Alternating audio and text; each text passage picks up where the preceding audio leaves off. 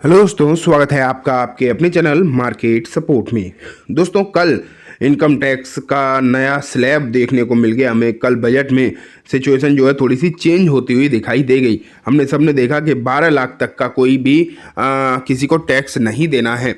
लेकिन मैं अगर आपको बताऊं तो बहुत सारे लोगों के मन में जो कन्फ्यूज़न भी छूट गई कि ठीक है, ये बात तो मैं समझ में आ गई कि 12 लाख तक की इनकम पर कोई टैक्स नहीं देना है। लेकिन स्लैब क्या कर रहे हैं, स्लैब जो निकल कर आ रहे हैं उनमें तो 0 से 4 पर छूट 0 दिखा रहे हैं, फिर 4 से ऊपर पे 5 दिखा रहे हैं। इस तरीके का स्लैब रेट दिखाई दे रहा है। तो वो क्या है, आज की इस वीडियो में हम जो है क्लियर कर देंगे पूरी तरीके से आपको कि किस तरीके से नए टैक्स स्लैब काम करेंगे, किसे 0 टैक्स देना है, किसे टैक्स भरना है, और अगर आपकी सैलरी 12 लाख है, 15 लाख है, 20 लाख है तो आपको कितना टैक्स देना पड़ेगा। आज की इस वीडियो में पूरी तरीके से क्लियर हो जाएगा। ठीक है, आप इस वीडियो को कंप्लीटली देख लेना, सबको समझ आएगा। बिल्कुल भी फास्ट फॉरवर्ड मत करना, जितनी भी हो इस वीडियो को देखकर आपको सब डाउट क्लियर हो जाएंगे। सबसे पहले आप देखो headline, new income tax slab 2025-26 live update, no tax on 12 lakh tax benefit for the senior citizen salaried. यहाँ पर हम जो है सीनियर सिटीजन के बारे में तो बात नहीं करेंगे, लेकिन हम बात करेंगे दोस्तों जो नए टैक्स स्लैब आ गए हैं और ये 12 लाख तक की छूट बता रहे हैं। सबसे पहले तो ये है कि यहाँ पर क्या कहा जा रहा है कि ये 12 लाख की जो छूट है ये सैलरीड के लिए है। तो मैं आपको बता दूं ऐसा कुछ नहीं है, कोई भी हो जिसकी इनकम 12 लाख है ना, जिसकी इनकम 12 लाख है तो बस उससे छूट मिल जाएगी। इसमें सैलरीड का कोई चक्कर नहीं। सैलरीड है तो जो एक्स्ट्रा बेनिफिट मिल जाएंगे, लेकिन जो 12 लाख का जो टैक्स बेनिफिट है, 12 लाख तक की जो 0 टैक्स है वो सभी के लिए है। चाहे वो आप सैलरी करते हो, सैलरी हो मतलब जॉब करके सैलरी हो, या सेल्फ एम्प्लॉयड हो, या कोई भी छोटा मोटा काम करते हो, उससे कोई फर्क नहीं पड़ता। ठीक है, लेकिन अब बात आती है इनकम टैक्स स्लैब की। ये आ गए, देखो स्लैब अब आपके सामने देखने को मिलने लगे होंगे कि 0 से 4 लाख नील, 4 से 8 लाख 5%, 8 से 12 10, 12 से 16 15%, 16 से 20 20%, 20 से 24 25% एंड 24 के ऊपर 30%। अब आप ये मान के चलिए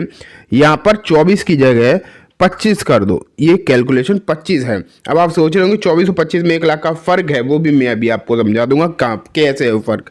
हाँ, सबसे पहले तो अब आपके मन में सीधा आ गया होगा कि इसके हिसाब से तो यहाँ तक 0 होना चाहिए था, है ना, यहाँ तक 0 होना चाहिए क्योंकि 12 लाख तक तो छूट बताई गई है। लेकिन इसमें फिर स्लैब कैसे आ गए, जब 12 लाख तक की छूट है तो इसमें स्लैब क्या कर रहे हैं बीच में। तो अब मैं आपको बताता हूँ दोस्तों, इसका सीधा सीधा मतलब है कि अगर आपकी इनकम जो है 12 लाख है, सीधे अब थोड़ा सा ध्यान लगा के सुनना, अगर आपकी इनकम जो है 12 लाख है, ठीक है, तो आपको देना है 0 टैक्स, कोई टैक्स नहीं देना। अगर आप ITR नहीं भी भरोगे तो भी चलेगा, भरोगे भी तो 0 टैक्स वाला ITR भर जाएगा, सिर्फ ITR ही भरना है, टैक्स नहीं देना वहाँ पर। लेकिन इसमें बस एक फर्क है कि अगर आपकी इनकम जो है 12 लाख से ऊपर निकल जाती है, ये समझो, अगर आपकी इनकम जो है 12 लाख से ऊपर निकल जाती है तो फिर आपका जो टैक्स लगेगा ना, फिर जो आपका टैक्स लगेगा फिर वो यहां से कैलकुलेट होगा। समझो इस बात को, ठीक है। अब क्या होता है, इसमें भी 2 चीज़ हैं। अगर आप सेल्फ एम्प्लॉयड हैं, ठीक है, अगर आप सेल्फ एम्प्लॉयड हैं तो आपको जो है 12 लाख से ऊपर पर टैक्स लगना शुरू हो जाएगा, ये वाला। लेकिन अगर आप सैलरीड हैं तो 12,75,000 के बाद ये टैक्स चालू होंगे। ठीक है, सैलरीड के लिए 75,000 की जो एक्स्ट्रा चीज़ें हैं वो यहाँ पर देखने को मिल रही हैं, एक्स्ट्रा बेनिफिट 75,000 के सैलरीड और सीनियर सिटीजन के लिए। लेकिन जो सेल्फ एम्प्लॉयड हैं, जो बिजनेस करते हैं, उनके लिए 12 लाख से ऊपर ही टैक्स चालू हो जाएगा। लेकिन अब बात आती है, ठीक है, अभी थोड़ी थोड़ी चीज़ें कन्फ्यूजन में है, अब हम शुरू करते हैं। अगर हमारी सैलरी जो है या फिर इनकम जो है 10 लाख है, ठीक है, हमारी इनकम जो है 10 लाख है, हम यहाँ पर सेल्फ एम्प्लॉयड के हिसाब से लेंगे, सैलरी के हिसाब से नहीं तो और ज़्यादा कन्फ्यूजन हो जाएगी। आप खुद देख लेना उसके हिसाब से। तो चलो, हम क्या देख रहे थे कि हमारी इनकम जो है 10 लाख है, तो हमें क्या करना है, 10 लाख है, 12 लाख तक की छूट है, 0 टैक्स। ठीक है, ओके, बात ही खत्म हो गई। 10 के नीचे है तो भी 0 टैक्स है। अब हमारी इनकम है 12 लाख, पूरी 12 लाख है, ना कम ना ज़्यादा, तो भी हमें 0 ही देना है। ठीक है, अब आ गई बात समझ, 12 लाख है 0 ही देना है। 12.5 लाख है तो अगर आप सैलरीड हो तो भी 0 देना है। अगर आप सेल्फ एम्प्लॉयड हो तो ये 50,000 ऊपर निकल गया ना, तो उसके बाद यहाँ से टैक्स की कैलकुलेशन होने लगेगी। लेकिन अब मैं आपको दिखाता हूँ जो सबके लिए बेनिफिट रहेगा। 15 लाख की अगर हमारी सैलरी है तो अब आप समझो कि आपको जो है कितना टैक्स देना है यहाँ पर समझो। और मैं आपको ये भी बताऊंगा कि इस बार जो नई स्लैब के हिसाब से पुराने में कितना फ़ायदा हुआ है, पुराने के हिसाब से नए में। ठीक है, तो अब देखो 0 से 4 तक तो 0 ही हो गया, यहाँ तो बात ही खत्म हो गई। ठीक है, अब बात निकल कर आती है आगे, मतलब 0 से 4 0 हो गया, वहाँ तो जो नील है टैक्स। अब 4 से 8 वाले स्लैब में 5% देना है, तो 5% का मतलब 20,000 हो गया।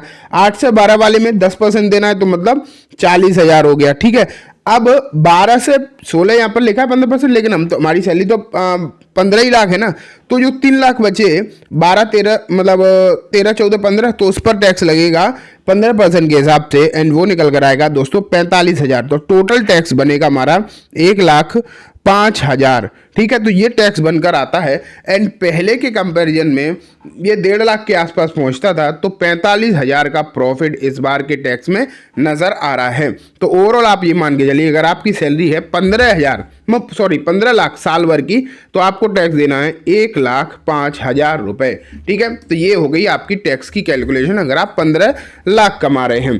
अगर इसके ऊपर जाते हैं, मैं मान लेता हूँ 20 लाख तक जाते हैं। ठीक है, यहाँ लिख देता हूँ मैं, अगर आपकी सैलरी 20 लाख है, यहाँ तो 0 ही है, बात ही खत्म हो गई। लेकिन अगर आगे बढ़े हम 4 से 8 वाला केस चले, तो वही 20,000 हो गया। ठीक है, 20,000। अब 8 से 12 में 40,000 हो गया। 12 से 16 में 60,000 हो गया। ठीक है, अब 16 से 20 तक में पहुंच गया हमारा 80,000। तो टोटल टैक्स जो बनकर आएगा दोस्तों, वो निकल कर आएगा 2 लाख रुपए। अगर आपकी सैलरी जो है निकल कर आती है 20 लाख रुपए की, तो आपको 2 लाख का टैक्स देना पड़ेगा। एंड पहले ये लगभग 3 लाख के आसपास होता था 3 लाख मतलब 2,95,000 के आसपास। तो इस बार नए स्लैब आने की चलते आपको लगभग 95,000 रुपए का बेनिफिट जो है यहाँ पर देखने को मिलेगा। तो दोस्तों मैंने आपको ना तरीके से चीज़ें बताई हैं।